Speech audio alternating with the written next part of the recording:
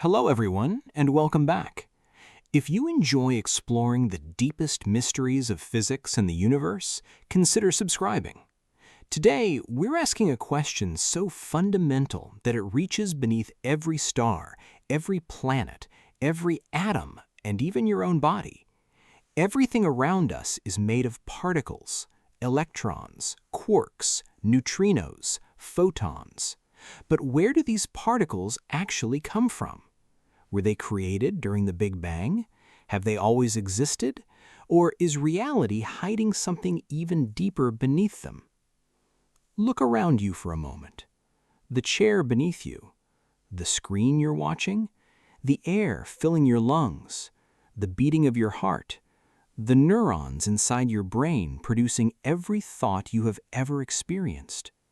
Although these things appear completely different, modern science tells us they all share something extraordinary.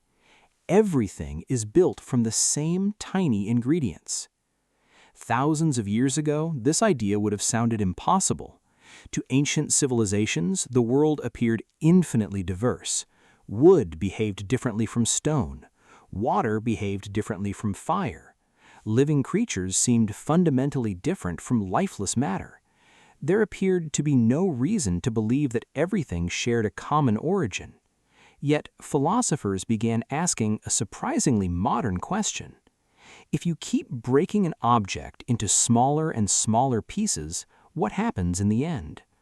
Imagine snapping a tree branch, then breaking those pieces again, grinding them into dust. Could this process continue forever? Or would there eventually be something so fundamental that it could no longer be divided? More than 24 centuries ago, the Greek philosopher Democritus proposed a remarkable idea. He imagined that all matter was built from indivisible objects he called atomos, meaning uncuttable. There were no experiments, no microscopes, no mathematical power powerful enough to test the idea, only reasoning. Ironically, history would later prove him both right and wrong. Matter really is made from tiny building blocks, but the atoms we know today are far from indivisible. The journey toward discovering that truth took more than 2,000 years. For most of human history, atoms remained philosophical speculation. Only in the 19th century did careful experiments begin revealing convincing evidence that matter truly consists of discrete units. John Dalton developed the first modern atomic theory. Later, Dmitri Mendeleev organized the chemical elements into the periodic table, revealing hidden patterns among substances that once appeared completely unrelated. Then came a discovery that changed everything. In 1897, J.J. Thomson identified the electron. For the first time, scientists realized atoms themselves contained smaller components. The supposedly indivisible atom had internal structure. Suddenly, the search for nature's ultimate building blocks became much deeper. Ernest Rutherford later demonstrated that nearly all of an atom's mass is concentrated inside an extraordinarily tiny nucleus. Niels Bohr developed one of the first successful models explaining why electrons occupy stable orbits around that nucleus. As quantum mechanics matured, Bohr's picture evolved into something even stranger. Electrons were no longer tiny planets circling miniature suns. Instead, they behaved according to the strange rules of probability, existing in quantum states described by wave functions rather than definite classical paths.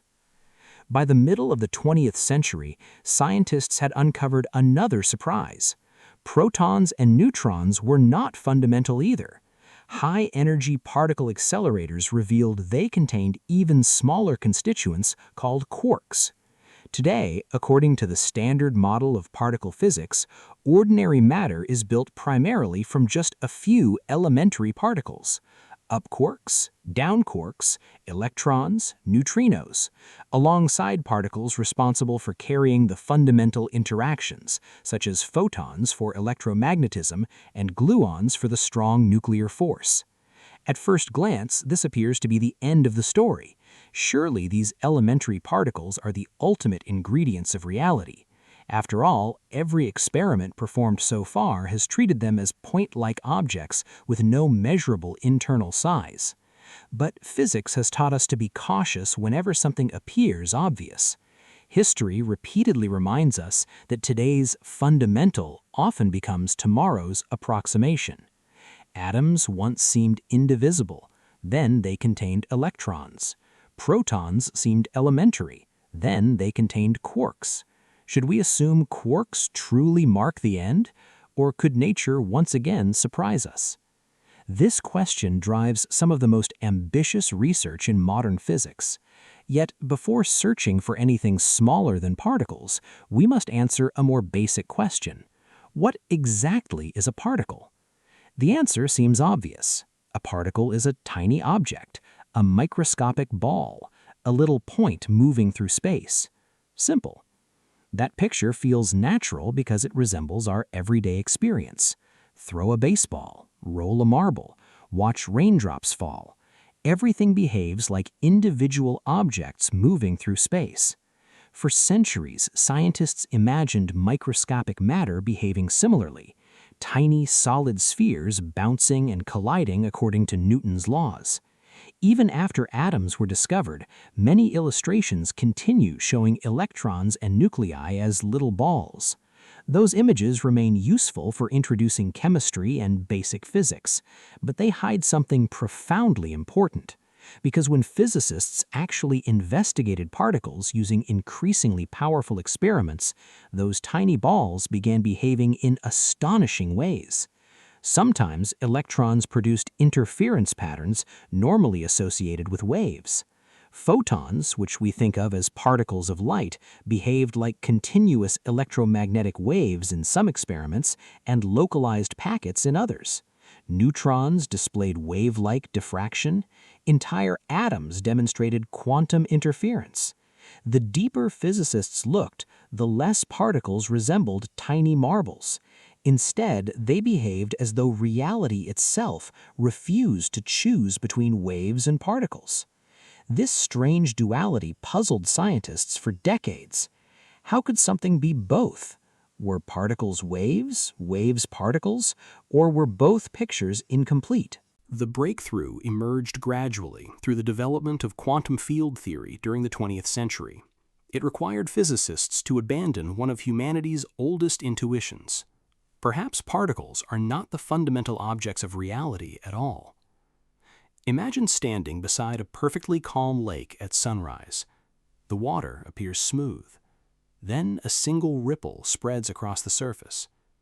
Now imagine another ripple, and another. The ripples move across the lake. Some collide, some reinforce one another. Others disappear. When watching the lake, we naturally distinguish between the water itself and the ripples traveling across it. The water is fundamental. The ripples are temporary disturbances. Quantum field theory proposes something astonishingly similar. What we call particles may simply be ripples. Not ripples on water, ripples in invisible quantum fields filling the entire universe. This changes everything. Instead of imagining empty space containing isolated particles, imagine that all of space is already filled with continuous fields extending across the observable universe and, as far as current theories describe, beyond it. There is an electron field, a photon field, a quark field, a gluon field, a neutrino field, the Higgs field. These fields are not confined to galaxies. They do not stop at the edge of the solar system. They do not weaken between stars. They permeate every known region of the cosmos. Whether you stand on Earth, inside the center of the Milky Way, or in the vast emptiness between galaxy clusters, the fields remain. They are everywhere. An electron is not a tiny object flying through empty space. It is a localized excitation of the electron field. A photon is an excitation of the electromagnetic field. A gluon is an excitation of the gluon field. In other words, particles are events. Fields are the underlying reality. This idea feels almost impossible the first time you encounter it. After all, when physicists detect an electron, the detector records a tiny localized impact. That certainly looks like a particle. And indeed, quantum field theory predicts exactly that outcome. The field behaves in such a way that its energy is transferred in discrete, localized amounts. Those localized excitations are what we observe as particles. The remarkable consequence is that two electrons on opposite sides of the observable universe are not two separate little objects manufactured independently. They are two identical excitations of the same underlying electron field. This elegantly explains one of nature's most astonishing facts. Every electron in the universe appears perfectly identical. Not almost identical, not statistically similar, identical. Every electron carries exactly the same electric charge, exactly the same intrinsic spin, exactly the same rest mass, everywhere we have looked. Inside distant galaxies whose light began traveling toward us billions of years ago, inside atoms formed shortly after the Big Bang, inside laboratories on Earth. Electrons behave as though they are manifestations of one universal entity. That would be an incredible coincidence if electrons were independent miniature objects. Within quantum field theory, however, it becomes almost inevitable. Just as every ripple on the same lake follows the same physical rules because the water beneath them is the same, every electron behaves identically because every electron arises from the same electron field. This realization transformed particle physics forever. The universe no longer appeared to be a giant collection of tiny objects. Instead, it began looking like an intricate tapestry woven from invisible fields whose vibrations create every piece of matter we have ever observed. And once physicists accepted that breathtaking picture, a deeper question emerged. If particles are merely ripples, then what caused the fields themselves to ripple in the first place? That question would eventually take scientists back nearly 13.8 billion years to the earliest moments of the universe, where matter, energy, space, and time existed in forms unlike anything we experience today. Long before there were galaxies, long before there were stars, long before the first atom existed, the universe was almost unrecognizable. If you could somehow travel backward through cosmic history, the familiar structures around us would gradually disappear. Galaxies would move closer together as cosmic expansion reversed.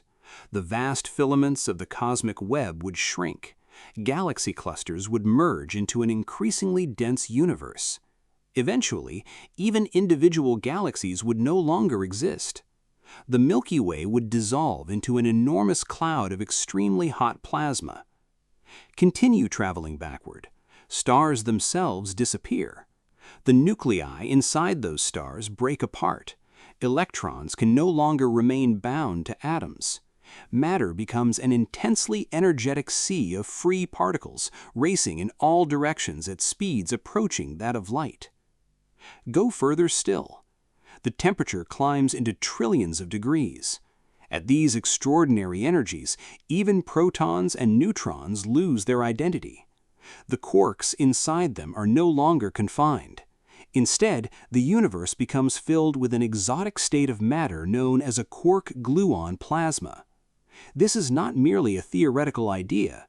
For brief instants, physicists recreate tiny droplets of this primordial state inside powerful particle accelerators like the Large Hadron Collider at CERN and the Relativistic Heavy Ion Collider in the United States. The collisions last for unimaginably short times. Yet during those fleeting moments, matter behaves much like it did microseconds after the Big Bang. For the first time in history, humanity has been able to recreate tiny echoes of the infant universe inside a laboratory. That achievement alone is extraordinary. But the deeper physicists looked, the stranger the story became. Imagine standing inside this incredibly young universe. There are no planets, no stars, no atoms, no chemistry, no life. Only an ocean of staggering energy. If particles are the building blocks of everything, where are they? The surprising answer is that the familiar particles we know today had not yet settled into the forms we recognize. At extremely high energies, nature behaves differently. Many distinctions between particles begin to disappear. This idea is connected to one of the deepest concepts in modern physics: symmetry. In everyday language, symmetry simply means balance. A perfectly round circle looks identical after rotation. A snowflake possesses beautiful repeating patterns. Butterfly wings mirror one another. But in physics, symmetry has a much deeper meaning. It describes transformations that leave the fundamental laws unchanged. Imagine performing an experiment today. Now repeat the identical experiment tomorrow. The laws remain the same. Perform it in another country. Again, nothing changes. Carry it to the moon. The same equations still work. Even light arriving from galaxies billions of light years away obeys the same electromagnetic laws discovered on Earth. This remarkable uniformity tells us something profound. Nature possesses extraordinary symmetries, and those symmetries are not merely aesthetic. They determine what particles can exist.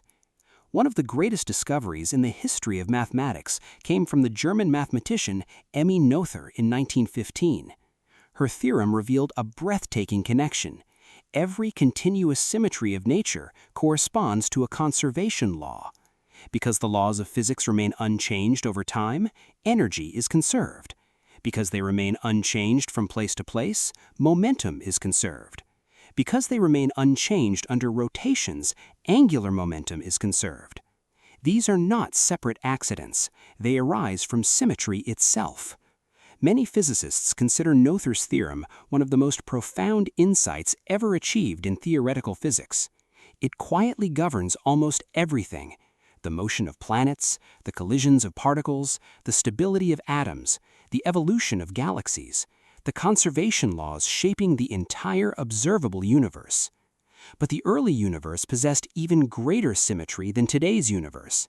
At unimaginably high temperatures, physicists believe some of the forces that now appear completely different may have behaved as aspects of a more unified interaction.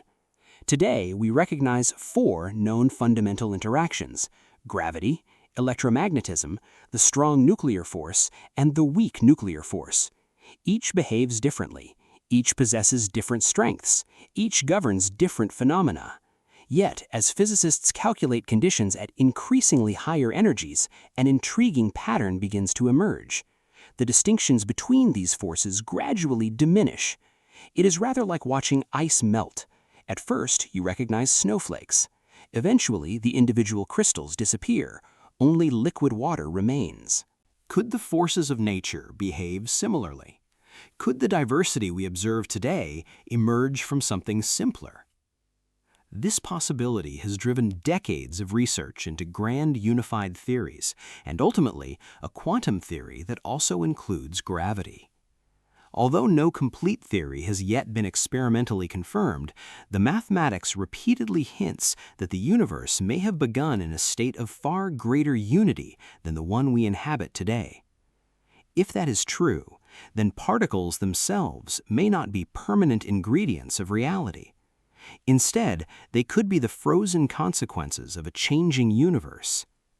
A useful analogy comes from ordinary water. Imagine cooling steam. As temperature falls, water molecules organize into liquid. Cool further, ice crystals suddenly appear. The crystals were never separate ingredients added later. They emerged naturally because conditions changed. Modern particle physics suggests something surprisingly similar. As the infant universe expanded, it also cooled. That cooling allowed symmetries to break, not because the laws themselves changed, but because the lowest energy state of the universe changed. Physicists call this spontaneous symmetry breaking. The phrase sounds intimidating. The underlying idea is beautifully simple. Picture a perfectly round hill. Place a marble exactly at its highest point. Every direction is equally possible. The system is perfectly symmetrical. But the slightest disturbance causes the marble to roll downward. The laws never favored any particular direction. Yet the final outcome selects 1. The symmetry remains hidden. Nature behaves similarly. The equations may possess beautiful symmetry. The universe itself chooses one particular state. That choice transforms reality. One of the most important examples involves the Higgs field. Unlike electric or magnetic fields, the Higgs field possesses a remarkable property. Even in the lowest energy state of empty space, it does not disappear. Instead, it fills the entire universe with a constant non-zero value, everywhere. Every galaxy, every star, every atom, every cubic centimeter of seemingly empty space. The Higgs field is already there. Particles moving through it interact with it in different ways. Some interact strongly, others barely interact at all. These interactions determine an essential property we call mass. Notice what this means. Mass is not simply an intrinsic label attached to particles. In the Standard Model, much of the mass of fundamental particles arises through their interaction with an invisible field that permeates all of existence. Without the Higgs field, electrons would behave dramatically differently. The weak nuclear force would become long-ranged. Stable atoms, chemistry, planets, and life as we know them could never emerge. In 2012, after decades of searching, physicists at CERN announced the discovery of the Higgs boson, the quantum excitation of the Higgs field. It was one of the greatest experimental triumphs in modern science. Yet remarkably, finding the Higgs boson did not answer the deepest question. It only made the mystery larger. Because now physicists knew the Higgs field exists. But why does the Higgs field exist? Why does it possess exactly the strength it does? Why did the universe choose this particular vacuum state instead of countless other mathematical possibilities? And perhaps the deepest question of all, if particles arise as excitations of quantum fields, where did the quantum fields themselves come from? The Standard Model begins with those fields already existing. It describes them with extraordinary precision, but it does not explain their ultimate origin. It's like opening a novel halfway through the story. You understand the characters, you understand how they interact, but the opening chapters are missing. Somewhere beyond our current theories may lie an even deeper layer of reality, one that explains not only particles, but the fields that give birth to them, and perhaps even why the universe possesses exactly these fields and no others. That is where modern physics leaves us today. Not at the end of understanding, but standing at the edge of one of the greatest unanswered questions in science. There is another remarkable feature of quantum fields that is often overlooked. They do not occupy space the way ordinary objects do. A chair exists in one location. A planet occupies a particular region. Even a galaxy, despite containing hundreds of billions of stars, only occupies a tiny fraction of the observable universe. Quantum fields are different. The electron field is not concentrated around Earth. It is not stronger inside the Milky Way than it is in the empty space between distant galaxy clusters. According to the Standard Model, the electron field exists everywhere. Not almost everywhere. Everywhere. The same is true for the electromagnetic field, the quark fields, the gluon fields, the neutrino fields, the Higgs field. Every known particle field extends across the entire observable universe. That statement is so extraordinary that it deserves to be appreciated for a moment. Right now, the same electron field passing through your body is also passing through the moon. It extends through the sun, beyond the solar system, across the spiral arms of the Milky Way, through the giant elliptical galaxies inside the Virgo cluster, across the immense cosmic filaments stretching hundreds of millions of light years, even through the enormous cosmic voids where almost no galaxies exist. Those regions appear empty, yet they are anything but empty. The fields remain, only their excitations become rare. This changes the way we should imagine the universe. Instead of billions of isolated particles traveling through an empty cosmic ocean, picture an enormous orchestra spread across the entire universe. Each quantum field is like a different instrument. One instrument produces electrons, another produces photons, another produces quarks, another produces neutrinos. Most of the time, the instruments remain almost silent. Then, in one tiny region of space-time, a note is played. We call that note a particle. The field never travels, only its excitation appears. This picture explains something that puzzled physicists for generations. Why are electrons absolutely identical? Imagine a violin. Play the note A. Now take another violin built to exactly the same design. Play the same note. The sounds are almost identical. Now imagine there is not a second violin at all. Imagine there is only one violin extending across the entire universe. Every note comes from the same instrument. Now the identical sound no longer surprising. Quantum field theory suggests something similar. There are not billions of independent electrons manufactured separately. There is one electron field. Every electron we have ever detected is an excitation of that single field. This explains why every electron possesses precisely the same charge, precisely the same intrinsic spin, precisely the same interactions. Whether an electron exists inside your brain, inside a lightning bolt, inside a star forming in the Orion Nebula, or inside a galaxy whose light has traveled for 10 billion years, it behaves exactly the same. This astonishing uniformity is one of the strongest reasons physicists believe quantum fields describe something fundamentally real rather than merely convenient mathematics. The deeper researchers explored these fields, the stranger they became. Classically, an ocean can become perfectly calm. Eventually, every wave disappears, the water becomes still. Quantum fields refuse to behave that way. Even their lowest possible energy state is not perfectly quiet. This idea emerges from one of the central principles of quantum mechanics. Werner Heisenberg showed that certain pairs of physical quantities cannot both possess perfectly definite values simultaneously. The most famous example involves position and momentum, but similar uncertainty relationships appear throughout quantum theory.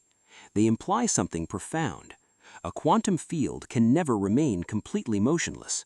If it did, its energy and evolution would become perfectly defined in a way forbidden by quantum mechanics. Instead, every quantum field undergoes tiny, unavoidable fluctuations. Physicists call the lowest energy state the vacuum state. Unfortunately, the word vacuum creates the wrong mental picture. Most people hear the word and imagine absolute nothingness, a complete absence of existence. Quantum theory describes something entirely different. The quantum vacuum is not empty. It is the lowest possible energy configuration of all the fields filling the universe. Even when every real particle has been removed, the fields remain. They continue fluctuating. Tiny disturbances appear and disappear continuously. These fluctuations are often described using the language of virtual particles. Popular science sometimes gives the impression that miniature particles literally pop into existence and then vanish. The truth is more subtle. Virtual particles are mathematical features that arise naturally in quantum field calculations. They are not directly observed particles flying through empty space in the ordinary sense. Instead, they provide a useful way of describing interactions and quantum fluctuations within the framework of perturbation theory. Even so, the underlying fluctuations themselves have measurable consequences. One famous example is the Casimir effect. Imagine placing two perfectly conducting metal plates extraordinarily close together inside a vacuum. Classically, nothing should happen. There is no air pressure between them, no electric force pulling them together, no visible particles pushing on either plate. Yet careful experiments reveal a tiny attractive force. One way to understand this phenomenon is that the presence of the plates changes which quantum fluctuations are allowed between them compared with outside the plates. The resulting difference in vacuum energy produces a measurable force. The Casimir effect has been measured experimentally with impressive precision. It reminds us that the quantum vacuum is not an abstract philosophical idea. Its properties influence real physical systems. Another example appears inside every atom. According to the original equations describing the hydrogen atom, certain energy levels should possess exactly the same energy. Yet precise measurements revealed tiny shifts. In 1947, Willis Lamb measured one such discrepancy, now known as the Lamb shift. Quantum fluctuations surrounding the electron slightly modify its energy. The effect is incredibly small, yet modern experiments confirm it with astonishing accuracy. Once again, empty space refuses to remain passive. It actively participates in the behavior of matter. The vacuum is doing something. And that realization leads to an even deeper mystery. If quantum fields fill every corner of the observable universe, if those fields never become perfectly still, if even empty space contains energy, then that energy should contribute to gravity. Albert Einstein taught us that gravity does not respond only to mass. His field equations tell us that all forms of energy influence the curvature of space-time. Radiation gravitates, pressure gravitates, momentum gravitates. Vacuum energy should also gravitate. At first, this seemed like a beautiful unification. Quantum mechanics described the fluctuations. General relativity would describe their gravitational influence. Everything appeared consistent. But when physicists actually calculated how much energy the vacuum should contain, the result became one of the greatest crises in theoretical physics. The predicted energy of empty space was so staggeringly large that, if correct, the universe would have expanded so violently that galaxies, stars, planets, and eventually even atoms would never have formed in the way we observe today. Instead, astronomers see a universe filled with magnificent spiral galaxies, giant elliptical galaxies, clusters containing thousands of galaxies, and an intricate cosmic web stretching across billions of light years. Somehow, reality avoided the catastrophe predicted by our best theories.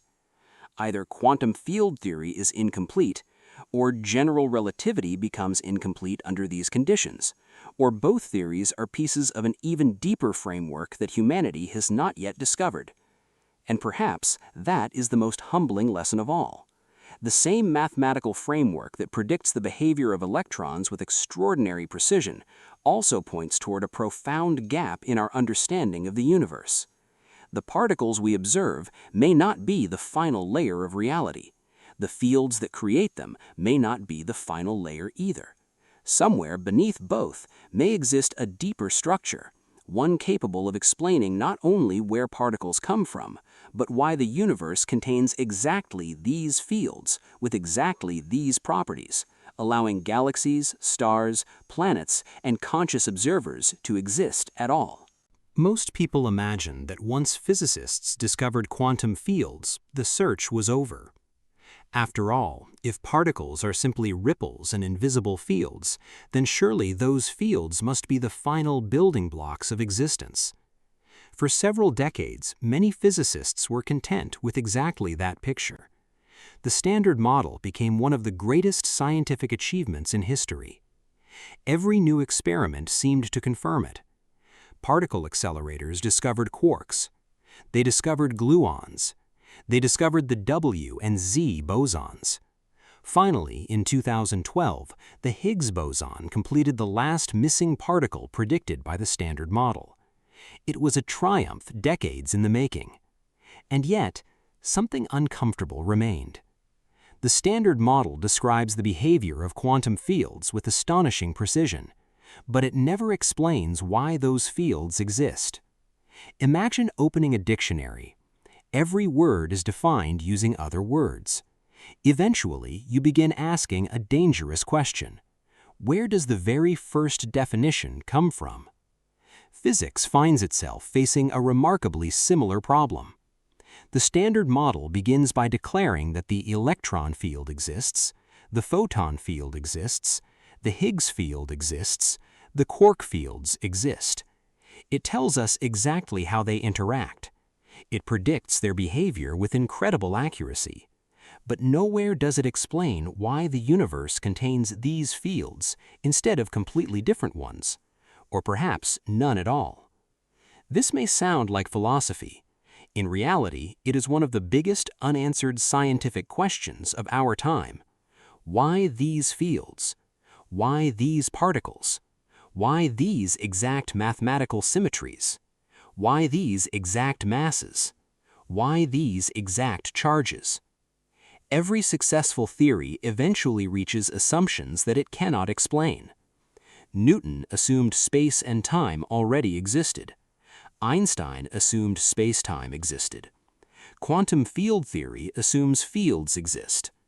Perhaps every generation mistakes one layer of reality for the foundation, only to discover an even deeper layer waiting beneath it. History has happened this way before. Atoms were once considered indivisible. Then electrons appeared. Electrons seemed fundamental. Then quantum fields replaced particles as the deeper description. Today, many physicists wonder whether fields themselves are simply another chapter rather than the final page. One reason comes from gravity. Quantum field theory treats every field as existing inside spacetime. General relativity says spacetime is not a passive container. It bends, it stretches, it expands, it ripples, it evolves. Already you can sense the tension. One theory assumes spacetime is the stage. The other says the stage itself is part of the play. Both descriptions work beautifully, until we approach the earliest moments of the universe, or the centers of black holes. There, both quantum effects and intense gravity become equally important. Suddenly, the mathematics begins to fail. Imagine trying to draw a map. One map shows every street in perfect detail. Another map shows every mountain with remarkable accuracy. Each map is excellent, but neither tells you how to navigate a city built on a moving mountain. That is essentially the problem facing modern physics. Quantum mechanics and general relativity are both astonishingly successful, yet they describe reality using incompatible mathematical languages. Where those two worlds meet, our understanding begins to dissolve. Consider the center of a black hole. Einstein's equations predict a singularity, a place where density becomes infinite, curvature becomes infinite. Known physics breaks down completely. Whenever infinity appears inside a physical theory, it usually signals something important. Not that nature has become infinite, but that the theory has reached the edge of its usefulness. The same thing happened before quantum mechanics. Classical physics predicted the ultraviolet catastrophe, infinite energy. Nature refused. The theory required replacement. Perhaps singularities are sending us the same message. Perhaps they are not physical objects. Perhaps they are warning signs. The universe quietly telling us, you are asking questions beyond the reach of your current mathematics. If that is true, then what replaces quantum fields? Nobody knows, but physicists have developed several remarkable possibilities. One of the oldest is string theory. Instead of treating elementary particles as mathematical points, string theory proposes that they are unimaginably tiny vibrating strings. Just as different notes played on the same violin string produce different sounds, different vibrational modes of these fundamental strings would appear as different particles. One vibration becomes an electron, another becomes a photon, another becomes a quark. Perhaps the astonishing variety of particles observed throughout the universe is simply the result of one underlying object vibrating in many different ways. It is an elegant idea. Beautiful mathematics supports it. It naturally includes gravity. Yet despite decades of research, no experimental evidence has confirmed it. Another possibility looks completely different. Loop quantum gravity begins not with particles, but with spacetime itself. According to this approach, spacetime may not be continuous at all. Instead, area and volume become quantized, Geometry itself acquires an atomic structure. Rather than objects existing inside spacetime, spacetime becomes something woven from incredibly tiny quantum relationships. If this picture is correct, space is not an endless smooth fabric. It resembles an intricate network whose connections collectively produce the large-scale universe we experience. Still another possibility has emerged over the past 2 decades. Increasingly, physicists have begun asking an extraordinary question. What if space itself is not fundamental?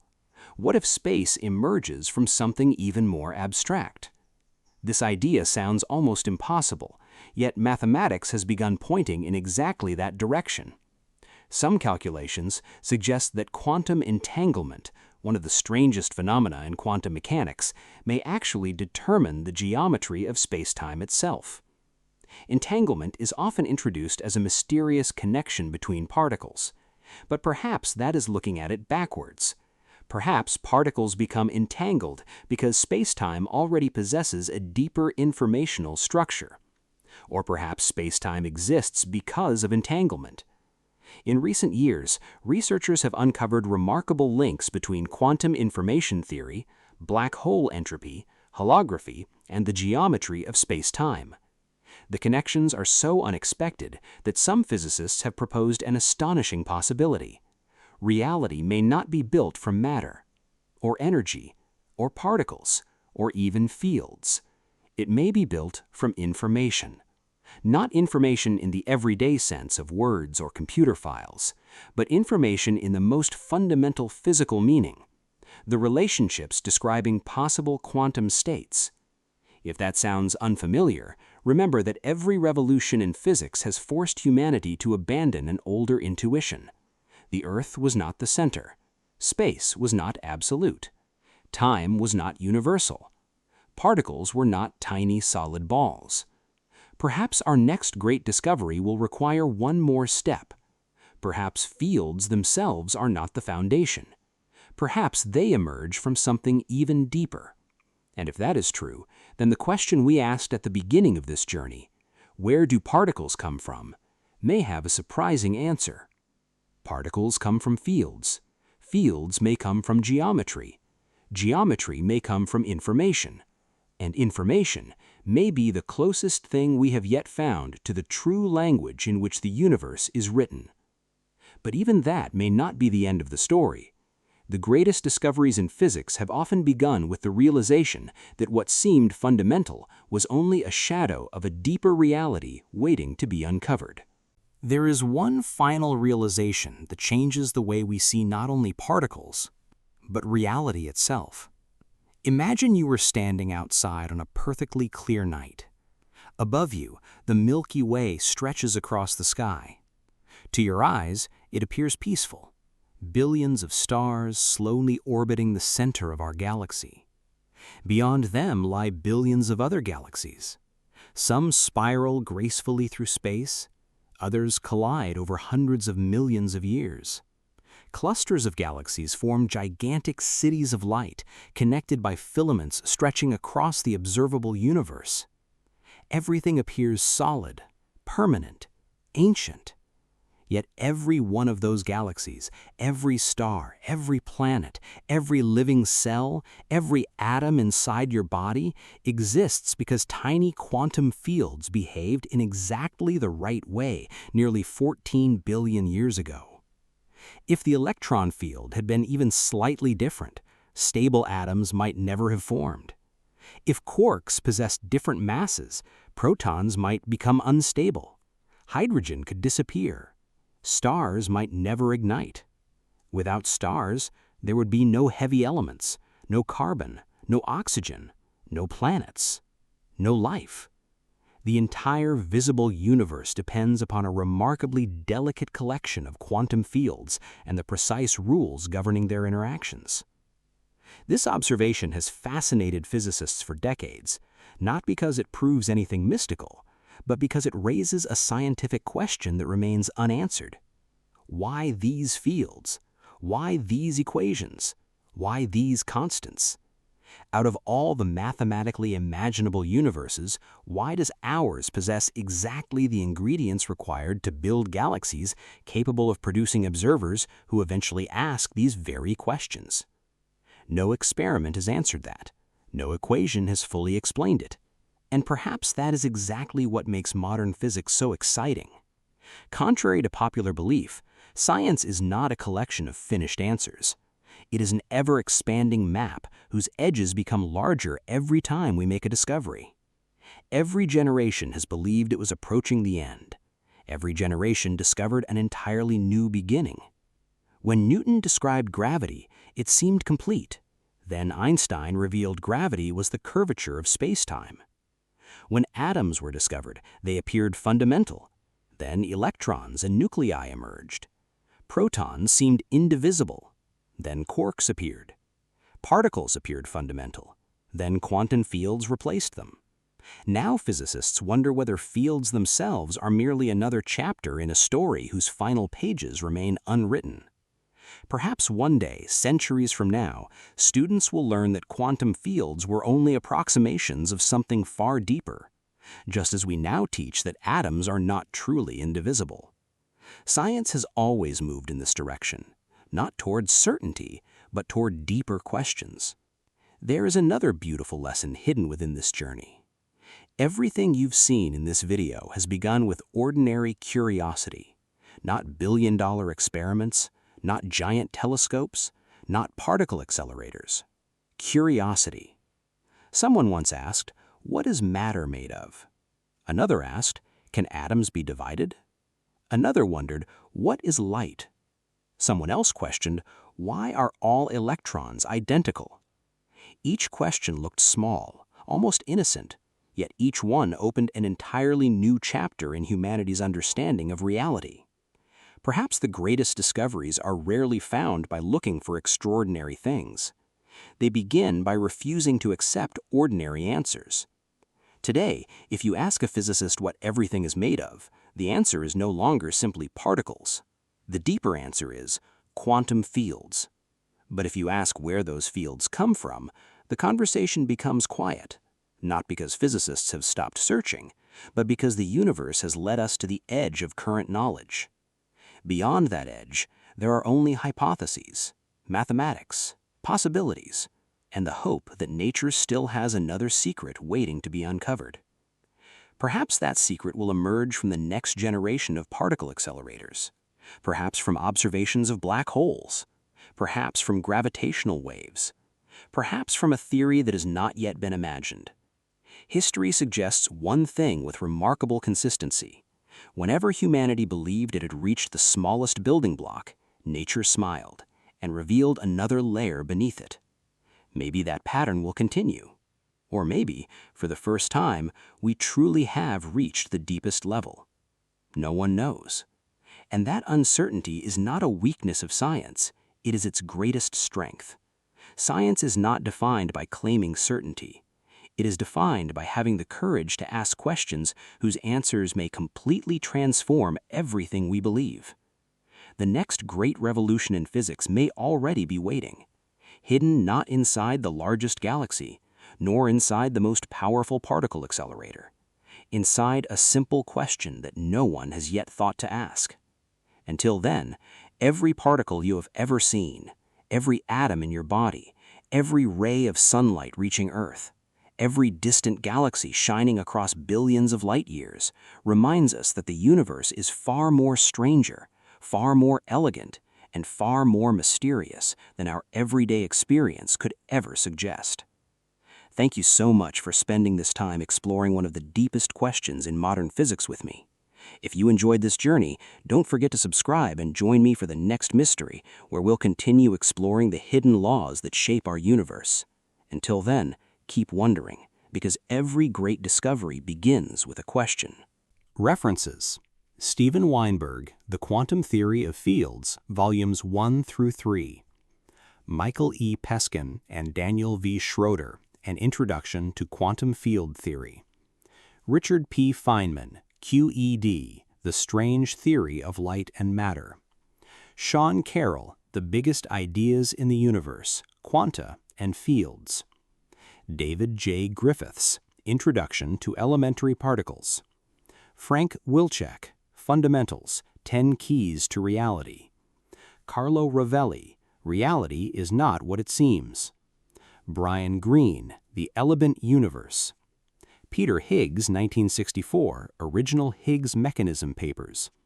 F. Englert and R. Brout, 1964, Symmetry Breaking and Gauge Boson Mass. Atlas and CMS Collaborations, 2012, Discovery of the Higgs Boson at CERN. J. C. Maxwell, 1865, Electromagnetic Field Theory. Emmy Noether, 1918, Invariant Variation Problems. Albert Einstein, 1905-1915, Special and General Relativity. Werner Heisenberg, 1927, Uncertainty Principle. CERN Public Educational Resources on the Standard Model and the Higgs Field.